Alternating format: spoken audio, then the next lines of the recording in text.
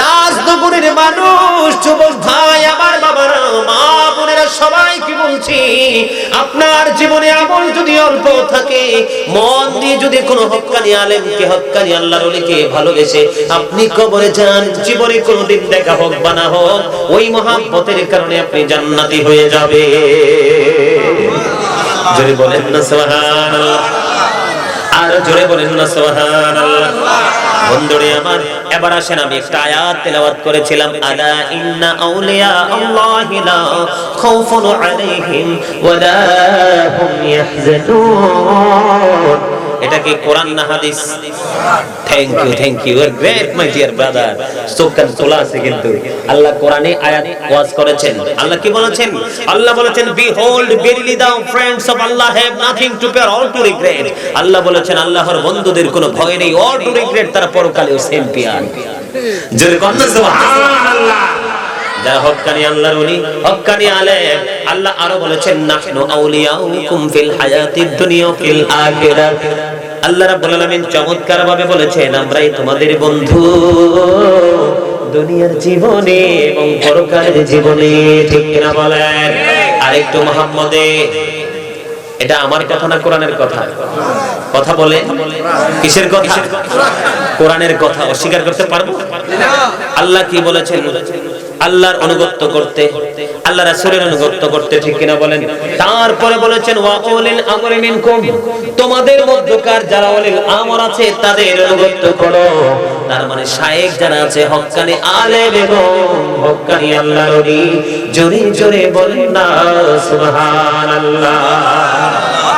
আপনি যতই গেটআপ দেখান, যতই বাহাদুরি করেন, যতই উঁচা উঁচা কথা বলেন, আল্লাহর ওলিদের অবদানকে অস্বীকার করার কোনো সুযোগ নাই। যে অস্বীকার করবে তে কি ইমানদার? কথা বলেন না কেন? তা কি ইমানদার? এখন কি করবে? আল্লাহর ওলিকে কি মহব্বত করা দরকার না? পরকালের বাজার করতে হলে অবশ্যই বাজারটা চিনতে হবে। ঠিক কিনা বলেন? বন্ধুরে আমার, এর মধ্যে আমাদের জানা হলো কাদরিয়া তরিকার লিডার যিনি, তিনি হলেন বড় পীর আব্দুল কাদের জিলানী রাহমাতুল্লাহি আলাইহি। ওনার কারামত সম্পর্কে যদি বর্ণনা দেই বন্ধু, আপনাদের কাছে বর্ণনার শেষ হবে না। আপনাদের সবার কাছে ওনার কারামত সম্পর্কে সব তথ্য জানা আছে। উনি যখন গর্ভে ছিলেন, ওনার মা আঙ্গুর বাগানে গিয়েছিলেন আঙ্গুর খাওয়ার জন্য। আঙ্গুরের ওই থোকনার দিকে যখন হাতটা বাড়ায় দিলেন, মায়ের তো প্রবল পেটের ব্যথা শুরু হয়ে গেল। মা এবার আঙ্গুর খাওয়ার স্বাদ বলে গেল। এই দিন তো চলে গেল, এই সময় চলে গেল। ধীরে ধীরে ধীরে ধীরে বন্ধু গাউসে পাক মায়ের উদর থেকে পৃথিবীর বুকে আসলো। একদিন হঠাৎ করে মাকে ডেকে ডেকে বলছে, মা, মা গো, তুমি আমাকে ক্ষমা করে দাও, আমি তোমার সাথে গর্হিত আচরণ করেছি। ও বাবা, তুমি তো আমার সাথে কোনো বেয়াদবি করনি, আমার সাথে কোনো গর্হিত আচরণ করনি। তুমি আমার কাছে কেন ক্ষমা চাইছো? এবার বড় পীর আব্দুল কাদের জিলানী উনি ডেকে ডেকে বলছেন, মা, আপনি জানেন না, আপনি মনে করে দেখেন, আমি যখন আপনার গর্ভে ছিলাম, আপনার গর্ভে থাকা, আমি আপনার গর্ভে থাকার সময় আপনার আঙ্গুর খেতে মনে চেয়েছিল, আপনি আঙ্গুর বাগানে গিয়েছিলেন। ওই যে থোকনার দিকে যখন হাতটা বাড়িয়েছিলেন, ও মা, তখন আপনার পেটটা প্রচন্ড ব্যথা শুরু হয়ে গিয়েছিল। তখন আপনি নিচের দিকে নেমে গেছেন, আঙ্গুরের থোকনা থেকে হাতটা নামিয়ে এনেছেন। মা, আপনি জানেন না, ওই দিন যদি আপনি ওই আঙ্গুরের থোকনার দিকে হাতটা বাড়িয়ে দিতেন, আপনার হাত যদি ওই কাছাকাছি চলে যেত, তখন ওই থোকনার মধ্যে ছিল বিষাক্ত সাপ, আপনাকে বিষাক্ত সাপটা সবল মারতো। এই সবলের কারণে আপনার প্রাণ নাশ হয়ে যেত, জীবন চলে যেত। আমি আপনার ওদর থেকে সেটা দেখেছি। দেখার পরে আপনি যখন হাতটা বাড়িয়ে দিয়েছিলেন, তার আগে আগে আমি আপনার পেটের মধ্যে মা একটা জোরে লাথি মেরেছিলাম। এই লাথি মারার কারণে ব্যথা যখন শুরু হয়ে গেল, আপনার আঙ্গুর খাওয়ার স্বাদ আপনার কাছ থেকে চলে গেল। সেই অপরাধের জন্য আমি আপনার কাছে ক্ষমা চাইছি গো মা, আপনি আমাকে ক্ষমা করে দেন। জোরে সোরে বলুন না সুবহানাল্লাহ। আর একটু মহব্বতে পড়ুন সুবহানাল্লাহ। মায়ের কি নাই? মা জানে না, কিন্তু সন্তান মায়ের উদর থেকে সব দেখেছে। আপনারা জানেন মায়ের উদর থেকে 18 পারা কোরআন মুখস্থ করে এসেছে। এটা কি আল্লাহর ওলির কারামত না? কথা বলেন না কেন? ও বন্ধু, আপনারা জানেন না, শাবানের চাঁদের শেষ দিনে তিনি পৃথিবীর বুকে কদম দিয়েছেন। কোন দিন? শাবান মানে শবে বরাত। এটা তো মেরাজের চাঁদ চলছে, তারপরে আসছে শবে বরাতের চাঁদ। শবে বরাতের চাঁদের 29 তারিখ রাত্রে তিনি পৃথিবীর বুকে কদম দিয়েছেন। বন্ধু, সেদিন ছিল আকাশ পুরো মেঘাচ্ছন্ন, গুড়ি গুড়ি বৃষ্টি পড়তেছিল। ফজরের নামাজের আগে আগে উনি পৃথিবীর বুকে বন্ধু কদম দিলেন। ওনার বাবা ছিলেন একজন জবরদস্ত আল্লাহর ওলি, ঠিক কিনা বলেন? নদীতে ভেসে আসা আপেল খেয়েছেন। এই আপেলের ঋণ পরিশোধ করতে গিয়ে বন্ধু পরিশোধ বাবদ ও গাউসে পাকের মাকে তিনি বিবাহ করেছেন। জোরে জোরে বলুন না সুবহানাল্লাহ। ও বন্ধু, তখন আবু সালে মূসা জঙ্গি তিনি বাড়িতে ছিলেন না, উনি বাড়িতে নাই। তখন ওই যে আকাশ যে মেঘাচ্ছন্ন ছিল, আরবি চাঁদ কিন্তু কোন কোন সময় 29 দিনেও যায়, ঠিক কিনা? অনেক সময় 30 দিনে যায়। ওই দিন কিন্তু 29 তারিখ রাত্রিতে কিন্তু আকাশে রমজানের চাঁদ উঠে গেছে। আকাশ মেঘলা থাকার কারণে কেউ জানতে পারেনি। এখনকার মতো তৎকালীন সমাধুনিক প্রযুক্তিও ছিল না, ঠিক কিনা বলেন? চাঁদ দেখার কমিটিও ছিল না। তখন কিন্তু সবাই দলে দলে সকালবেলা, ওই গাউসে পাকের বাবা একজন আল্লাহর ওলি ছিলেন, উনি কিছু তথ্য দিতে পারতেন। দলে দলে মানুষ আসলো, আয়েশা দেখে আবু সালে মূসা জঙ্গি তিনি বাড়িতে নাই। এবার কি করবেন? দলে দলে মানুষ আসছে। গাউসে পাকের মা নবজাত সন্তান প্রসব করেছে। মায়েদের কিন্তু স্বাভাবিক এই কষ্টের কথা কোনদিন বলে শেষ করা যাবে না। বন্ধু, দলে দলে মানুষ ভিড় জমাচ্ছে। উম্মুল খায়ের মা ফাতেমা ওই ভিতর থেকে ও বন্ধু খবরটা তিনি জানতে পারলেন। জানার পরে বললেন তারা কেন এসেছে, কেন এসেছে প্রশ্নটা যখন করলেন, এবার ওই বিস্তারিত ঘটনা বলল। কত রজনীত ছিল, মেঘাচ্ছন্ন, গুড়ি গুড়ি বৃষ্টি পড়তেছিল। এখন চাঁদ উঠেছে কিনা, আজকে মানুষ রোজা রাখবে কিনা, সেটা তো মানুষ ডিসাইড করতে পারতেছে না, সিদ্ধান্ত নিতে পারতেছে না। এখন মানুষ কি রোজা রাখবে নাকি রোজা ভাঙবে, এই সিদ্ধান্তের জন্য এসেছে। এবার এই গাউসে পাকের মা ফজরের কিছুক্ষণ আগে পৃথিবীতে কদম দিয়েছে। এই মাসুম বাচ্চা বরফের আব্দুল কাদের জিলানী রাহমাতুল্লাহি আলাইহি, যিনি হলেন বন্ধু যার কদম সকল আল্লাহর ওলিদের গর্দানে।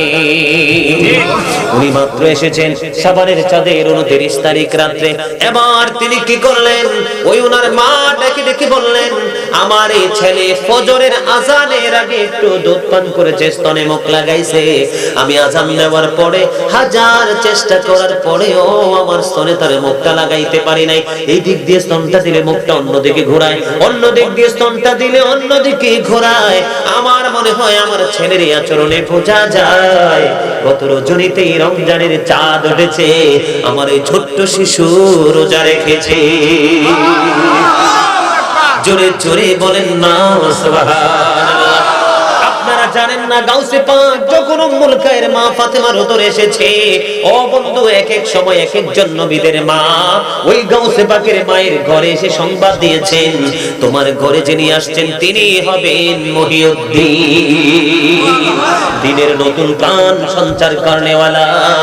ও বন্ধু, উনি একটার পর একটা এক এক মাসে এক একজন এক এক মাসে এক একজন নবীর স্ত্রীর সাথে, নবীর মায়েদের সাথে তার দিদার হয়েছে। এমনকি মা খাতুনে জান্নাত ফাতেমাও স্বপ্ন যুগে দেখেছেন।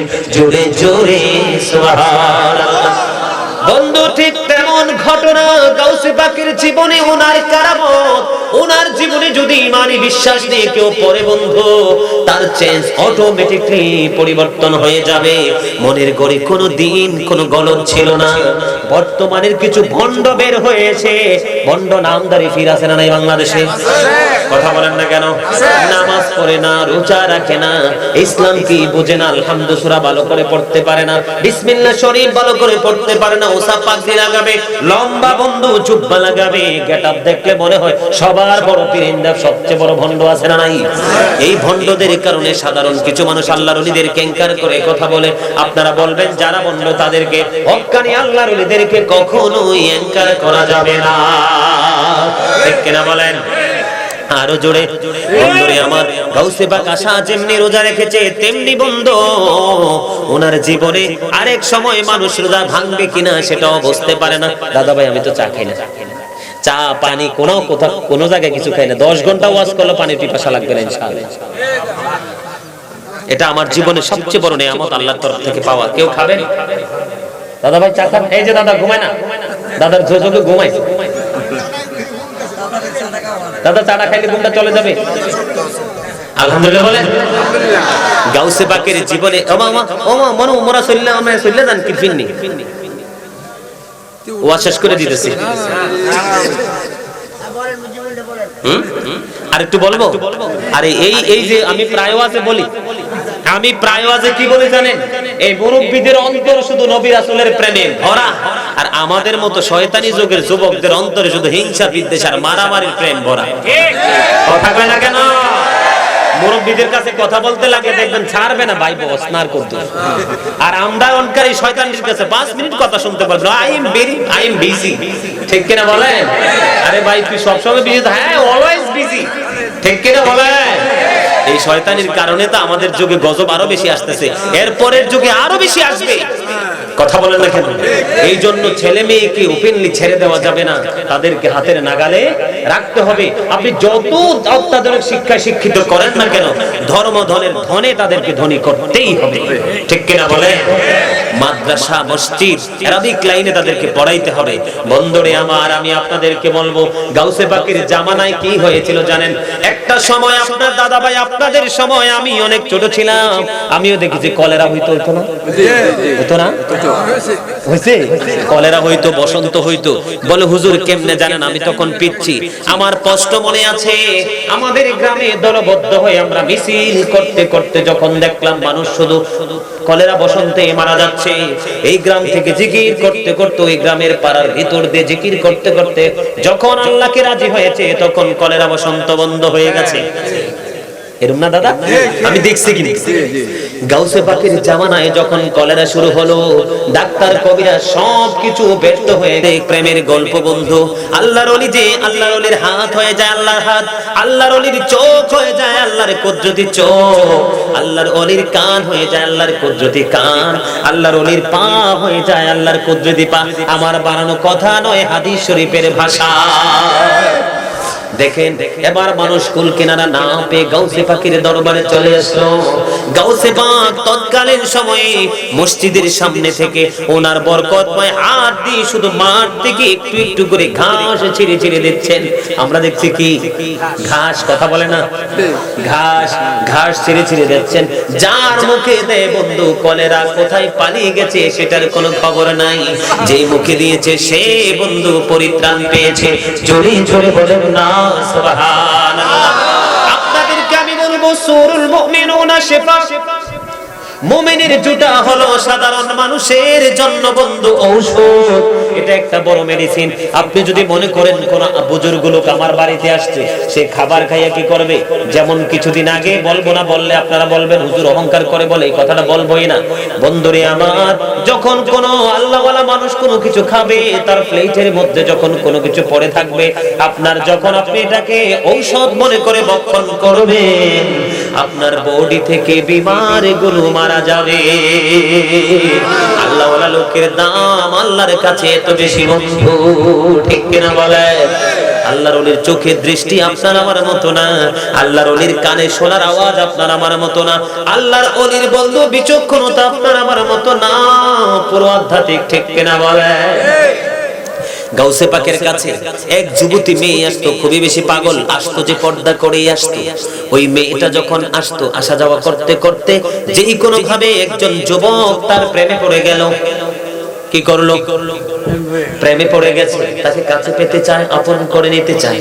এই চিন্তা করতে করতে করতে করতে অনেক চেষ্টা করার পরেও কিন্তু মেয়েটাকে ওই আইডিয়া তার সীমানায় আনতে পারে না। একদিন কি করলো, গাউসে পাকের জীবনীতে পাইলাম মেয়েটা যে রাস্তা দিয়ে আসা যাওয়া করে, কি করে মেয়েটা যে রাস্তাটা দিয়ে আসা যাওয়া করে, ওই রাস্তার মাঝখানে যুবক ছেলেটা একটা গর্ত খনন করছে। গর্ত খনন করে উপরে সবুজ ডালপালা দিয়ে এটাকে ফিল আপ করে দিয়েছে।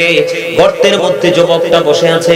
মেয়েটা যখন গাউসে পাকের দরবার থেকে বন্ধ রওনা দিয়ে তার বাড়ির দিকে চলে যাবে, চলে যাওয়ার সময় আবার কি করলেন, মেয়েটাই গর্তের কাছাকাছি আসতে দেরি ওই যুবক ছেলেটা মেয়েটাকে জড়াইয়া ধরলো। মেয়েটাকে জড়াইয়া ধরে তার মনের আশা পূরণ করতে চায়, বলেন না নাউজুবিল্লাহ। এবার বন্ধু দেখেন, আমি যদি এখন বলি আপনারা মনে করবেন যে অনেকে বলবে যে হুজুর তো শিরকি কথা বলছে। দেখেন কেমন প্রেমের খেলা হয়েছে বন্ধু। এবার মেয়েটা কি করলো, চিন্তা করতেছে যুবকের হাত থেকে কোনোভাবে বাঁচতে পারে না। ওই দিক দিয়ে গাউসে পাক ওনার ওই রুম থেকে ওযু বানানোর জন্য বের হয়েছে। বের হওয়ার পরে তিনি হঠাৎ করে যুবকটা যখন আক্রমণ করলো, মেয়েটা ইয়া গাউসে পাক বলে একটা ডাক দিয়েছে। গাউসে পাক বলে যখন একটা ডাক দিল বন্ধু, ওই গাউসে পাকের এই ডাকটা আওয়াজটা গাউসে পাকের কানে আসলো বন্ধু। সঙ্গে সঙ্গে বড় পীর আব্দুল কাদের জিলানী রাহমাতুল্লাহি আলাইহি কি করলেন, ওযু বানাইতে যখন গেলেন ওনার পা থেকে একটা খরম টান দিয়ে বের করে যেই দিকে আওয়াজটা এসেছে ঠিক সেই দিকে নিক্ষেপ করলো। এই আওয়াজটা খরমটা নিক্ষেপ করতে দেরি বিদ্যুৎ গতিতে বন্ধু ওই যুবকের কাছে চলে গেল। যুবকের শুধু মাথার মধ্যে আঘাত করতেছে, আঘাত করতে করতে একটা পর্যায়ে মেয়েটা বন্ধু যুবকটা নিচে পড়ে গেল। মেয়েটার বাড়ির দিকে যায় না, গাউসে পাকের দরবারে চলে আসলো। আসার পরে এবার বন্ধু ওই মেয়েটার সকল দুঃখের কথা বিস্তারিত ভাবে যখন গাউসে পাকের কাছে বর্ণনা করলো, করার পরে তিনি বললেন, মেয়েটা বলতেছে ওগো আমি যখন ইয়া গাউসে পাক বলে আপনাকে স্মরণ করলাম, স্মরণ করার সঙ্গে সঙ্গে আমি দেখলাম বিদ্যুৎ গতিতে একটা তীর যেন তাকে আঘাত করতেছে। সঙ্গে সঙ্গে যুবকটা মাটিতে পড়ে গেল। আমি এই যুবকের অসভ্য নজর থেকে বেঁচে আসলাম। এবার গাউসে পাক ডাক দিয়ে বলে, তুমি ইয়া গাউসে পাক বলে ডেকেছো? কইছি আমি ডেকেছি। কয় আমার পায়ের দিকে নজর দিয়ে চাইয়া দেখো, আমার পায়ে একটা খরম আছে আর একটা খরম নাই। আমার কানে যখন এই আওয়াজটা আসলো, আমি আমার পায়ের খরম সেই আওয়াজের দিকে নিক্ষেপ করেছি। জোরে জোরে বলেন না আল্লাহু আকবার।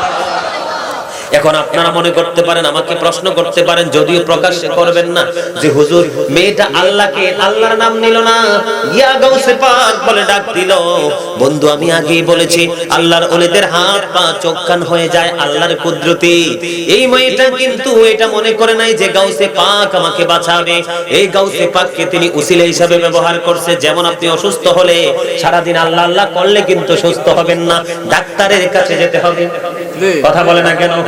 মাঠে আপনি ফসল লাগাইয়া পানি দিলে বন্ধু এবং কীটনাশক প্রয়োগ করলে ফসল হবে, নয়তো হবে না। ঠিক তেমনি ভাবে মেয়েটা আল্লাহর ওলির কদম থেকে, তার মানে আল্লাহর বন্ধুর দরবার থেকে এসেছে। এই জন্য আল্লাহর বন্ধুকে তিনি স্মরণ করেছে। আল্লাহ রাব্বুল আলামিন আল্লাহর বন্ধুর মাধ্যমে তাকে বাঁচিয়ে দিয়েছেন। এটা হলো মেয়ের বাঁচার জন্য উসিলা। অন্যদিকে হলো আল্লাহর ওলির এটা বড় একটা কারামত। আপনাদের আমলে অনেক কারামত দেখছেন না? দেখছেন নি? আল্লাহর ওলিদের কাছে গেলে ওরা বলতে পারে এটা হবে ওইটা হবে, পরে দেখছেন হয়ে গেছে। এরকম অনেক ঘটছে না? এখন না বন্ড সংখ্যা বাইরে অজ্ঞানে আল্লাহর ওলিরা কি হয়ে যাচ্ছে, তাদের ইজ্জত নষ্ট হয়ে যাচ্ছে। ঠিক কিনা বলেন? সম্মানিত উপস্থিতি, 12:30 বেজে গেছে, আর আলোচনা করব না। মিলাদ করতে হবে, কিয়াম করতে হবে, মুনাজাত দিতে হবে, এক নম্বর কাজ আছে নাকি? আর কাজ নাই, ঠিক না? শেষ করে দিন। আপনারা কে কে আমার কথা কষ্ট পাইছেন? কষ্ট পাইনি কেউ পাইছেন না? সবাই খুশি হয়েছে? তাহলে আলহামদুলিল্লাহ বলেন। তারপরেও যদি কারো কষ্ট হয়ে থাকে আল্লাহর রাস্তায় ক্ষমা করে দিবেন। যদি ভালো লাগে আমল করার চেষ্টা করবেন, বিশেষ করে 5 ওয়াক্ত নামাজ পড়বেন। ইন্না সলাতা তানহা আনিল ফাহশাই ওয়াল মুনকার। এই মাসটাই তো আমাদের জন্য নিয়ামত। 26 তারিখে নবী, হ্যাঁ দাদা আরেকটু শুনতে চাই তাইলে আপনারা নিশ্চয়ই কিন্তু গজল প্রেমিক, ঠিক না? গজল ভালোবাসেন না? আমার লেখা একটা গজল শোনাবো? হ্যাঁ, যেহেতু 10 মিনিট শুনতে চাইছেন, ঠিক না বলেন? গজল পছন্দ করে সবাই? আমার লেখা একটা গজল শোনাবো, তাও এই বছর লিখছি। দাদা যাইেন না, এক্ষুনি মনোযোগ দিয়ে দিব। যাইেন না, বসে যাই না, এখনই মনোযোগ দিয়ে দিব, দেরি করবো না। তার আগে আমি আমার লেখা একটা গজল আপনাদেরকে শোনাবো। শুনতে সবাই রাজি? নবীজি কেমন করে বলো তোমায় দেখি, বলো নবীজি কেমন করে বলো তোমায় দেখি। আছো তুমি ওই মদিনায়, সঙ্গে নিয়ে দুই প্রেমিক সাথী। কেমন করে বলো তোমায় দেখি, বলেন নবীজি। কেমন করে বলো তোমায় দেখি, দেখার আশা আমার মনে পুষে রেখেছি অনেক আগে। বলেন দেখার আশা আমার মনে পুষে রেখেছি অনেক আগে। পাই যদি গো নবী তোমার দিদার, শীতল হবে মোর দুটি আঁখি। কেমন করে বলো তোমায় দেখি, বলেন নবীজি। কেমন করে বলো তোমায় দেখি, স্বপ্ন যোগে দিও দেখাও এই অধমের মনে আশা। বলেন স্বপ্ন যোগে দিও দেখাও এই অধমের মনে আশা। তুমি ছাড়া যে শূন্য জীবন, তাই তো তোমায় ভালোবাসি। কেমন করে বলো তোমায় দেখি, বলেন নবীজি। কেমন করে বলো তোমায় দেখি। আরো আছে, গাইলাম না, রাত্র অনেক হয়ে গেছে তো। সকালে আবার ফজরের নামাজ।